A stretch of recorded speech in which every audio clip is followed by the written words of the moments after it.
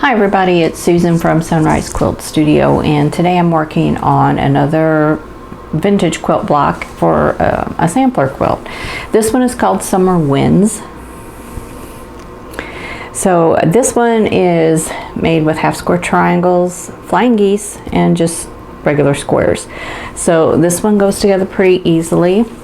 I made this block with the Love Note collection by Lella Boutique again, and these are all directional fabrics. So if you've watched any of the last couple of videos that I've done on quilting with this fabric, you know I've talked quite a bit about quilting with directional fabrics, and in this one I once again talk about the directional fabrics and how I decided which way I wanted my fabrics to lay and how I dealt with that in the quilt. So I hope you will stay with me, and I'll show you how I made this block. There we go. Okay, here are the fabrics that you need to make the Summer Winds block. For A, you'll need one 4.5 inch square. For B, you'll need four 2.5 inch squares.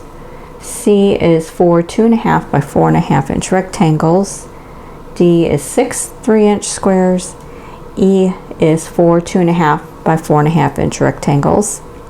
F is six 3-inch squares, and G is eight 2.5 inch squares. So on the back side of your G and your F squares, you'll need to draw a diagonal line, and that'll help you. These will go with make your flying geese units. These will make half square triangles, so if you want to use triangle paper, you can do that. You can also buy flying geese paper and make 4 flying geese for this block. So that is all up to you. So we're going to go ahead and get started, and I'm going to start by doing the flying geese. So I'll need my G fabrics and my C fabrics. So these will make the flying geese. So I'm going to go ahead and set everything else to the side, and this is Love Note fabric by Lella Boutique. So most of this fabric has a directional print on it. So what you can do is just, if you have a directional print, you can just ignore it and don't worry about it, or you can figure out what you need to do so that everything is in the right orientation. So what I did was, on half of my blocks I drew the line this direction, the other half I drew them that direction. So if I fold this wrong sides together on that diagonal line that I drew, then I can figure out which way this piece needs to go, depending on which direction I want my hearts to go, which I probably should have done it this way. So this would be up, and this side is down. So if I fold it this way and put it in this corner, all my hearts are facing me. Now this is a white on white print, and you can't really see the heart, so it really isn't going to be that much of a issue for me. So if I had a print that had more of a clearer print on it, one that doesn't blend in so much, it would be an issue. And I want this one to go this way. So now I know which way I want my prints to go. So I'm going to make four flying geese units. So I'm going to go to the sewing machine and sew those. Okay, you can see I'm still sewing on my 1947 Singer 1590, and that's been working well. I have not purchased a new machine, and I don't know when I'll be doing that. The machine that I'm interested in is a little bit out of my budget, so I either need to find a different machine or save up more money. So I haven't decided what to do yet. So in the meantime, I'm saving money. Okay, so I am going to just sew directly on this drawn line.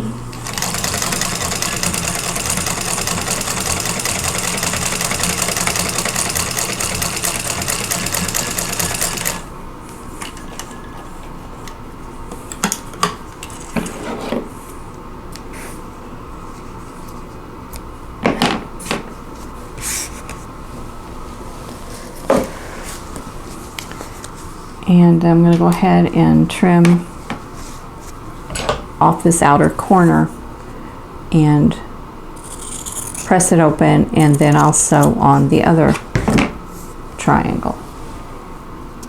Okay, I'm going to sew this piece on this side.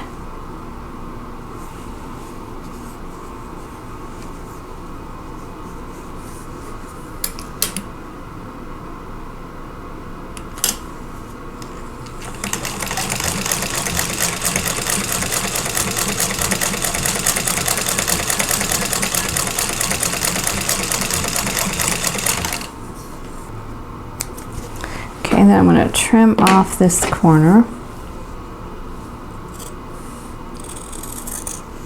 leaving about 1/4 of an inch. You can use your rotary cutter if you want to be exact. I'm not going to worry about that today. I'm going to press this back. Okay, and then I have my flying geese unit. So now I need to make 3 more, and then I'll move on to the half square triangles. Okay, now I'm going to make half square triangles. So I need the D and the F squares, and I'm going to put them right sides together. And I need 12 half square triangles all together. Now this is a directional fabric, and this is a directional fabric. So I'm not going to worry about this because I don't think there is any way I'm going to be able to get everything going the way I want. I'm going to take my vertical stripe, and I want my heart to go facing up. I'm just going to flip that over, and then I will sew on this side.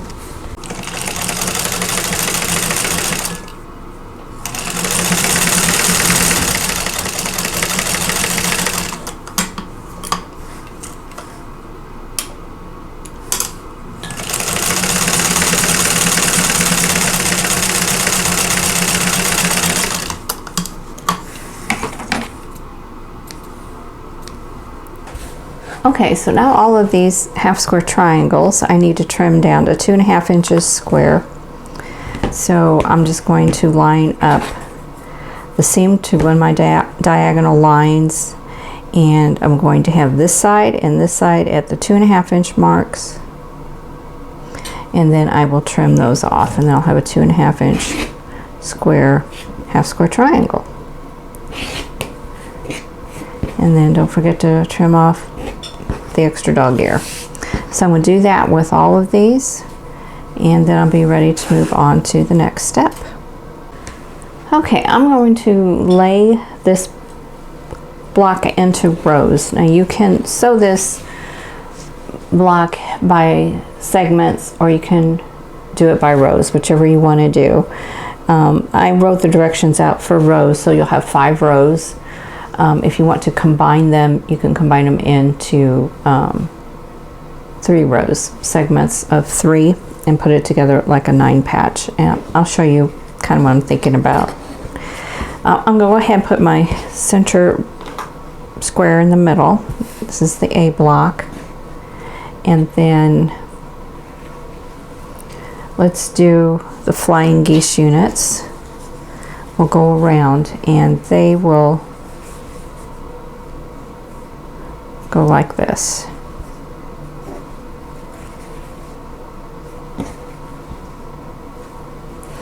And then I need my B squares.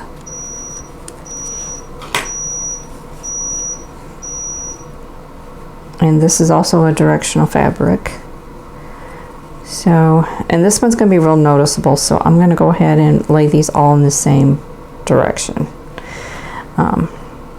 Now as far as the hearts, in these, they're all facing in, so that works fine. Now the E rectangles are going to go right on top of those flying geese. So I can lay them in the same direction as the background in the flying geese units.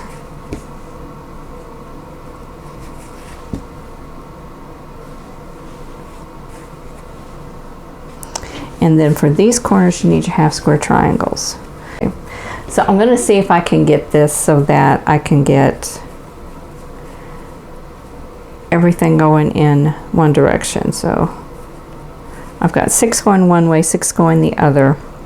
So, and these triangles need to turn in. So let me try this. Okay, so all of those are going the same way.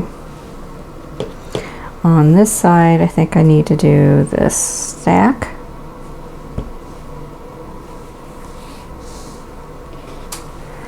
And on this one,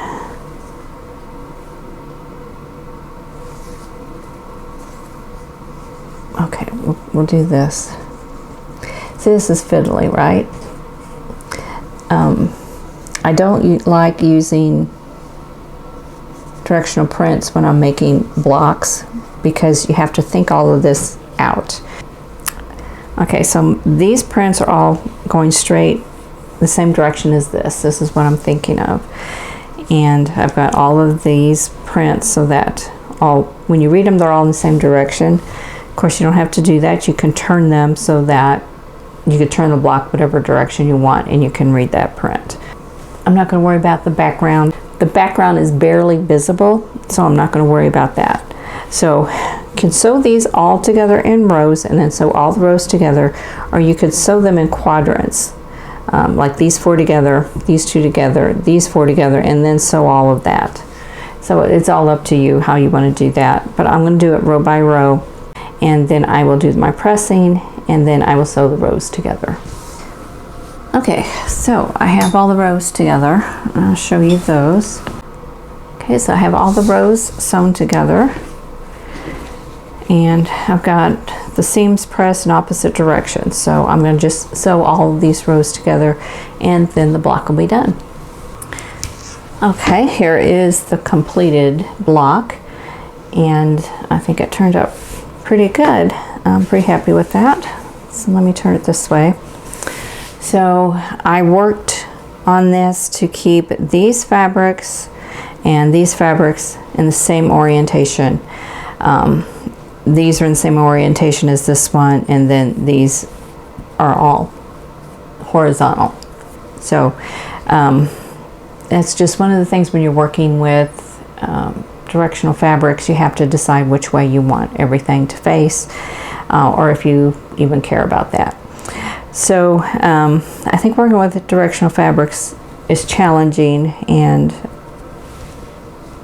you know, it's something that you just have to decide if you like the fabric enough to put up with that or not. I prefer not to have to deal with this, but I like this fabric enough that I decided I could handle that. So this is the second block for my sampler quilt, and this one is called Summer Winds. It reminds me of kind of like a goose in the pond, where like right here you would have a 9 patch, and I would make it a bigger block. But anyway, this is the Summer Winds block, so I hope you'll give this one a try. Okay, that is it for the Summer Winds quilt block, and I think this is a nice block. It's doesn't have any difficult techniques, but it looks really nice. You know, it looks more complex than what it is, and that's with a lot of blocks. It's just basically breaking them down into the different units and then sewing those units together, and then you can make a lot of blocks from half square triangles and flying geese units. So like this block here. Here is a layout with the block just set side by side without any sashing, and then the next one, it's alternating with a chain star block, so you get a secondary look with this quilt layout. And then on the next one, it's alternating with a honeymoon block, so you have a different look here. So I hope these suggestions were helpful. Here are a couple videos from a viewer. This is the Christmas cottage pattern that I presented a couple of years ago. And then here is the flower garden quilt. These were all made by Carmen. and she did a wonderful job on both of these quilts. And this is the backing of the Flower Garden quilt. So you can see some of her quilting and that center block there that she added. And then this is the label. So you can see how she pieced a block in the corner and then wrote her information on the back. So I think she did a wonderful job. So I hope you enjoyed this video, and if you did, don't forget to click that like button and subscribe if you haven't already, and don't forget to click that notification bell so you'll be notified when the next video comes up. And in the meantime, I hope you're all staying safe and healthy, and I'll see you in the next video. Thanks for watching. For more quilting ideas, click on the video links, and to keep up with my latest projects, click on the subscribe button. I hope to see you again soon.